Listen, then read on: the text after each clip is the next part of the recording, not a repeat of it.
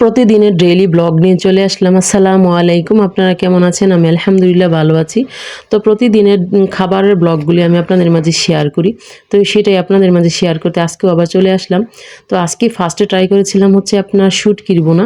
তো শুটকির বোনাটা অনেক ঝাল ছিল, কিন্তু তাও খেতে অনেক মজা ছিল। যেমন ছিল ঝাল তেমন ছিল লাল। তো এটা লেবু দিয়ে চেপে খেয়েছিলাম, তো অনেক মজা ছিল। তো এরপরে ট্রাই করেছিলাম হচ্ছে পাতাকপি ভাজি।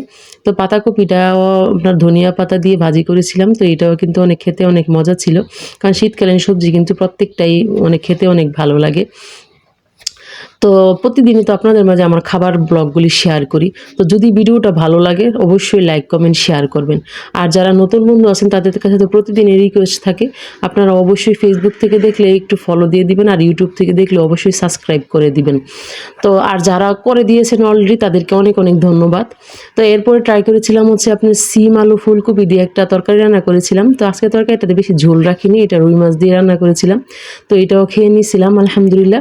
তো এরপরে খেয়েছিলাম হচ্ছে আপনার মাছ বোনা। তো মাছ বোনাটা খেতে আজকে একটু বেশি ভালো লাগছিল, সাথে একটু লেবু চিপে খেয়ে নিছি। এটা আলহামদুলিল্লাহ অনেক মজা ছিল।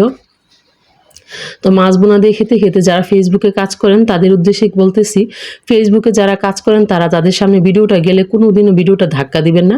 ভিডিওতে অবশ্যই ফুল ভিডিওটা দেখবেন এবং একটা গঠনমূলক কমেন্ট করবেন।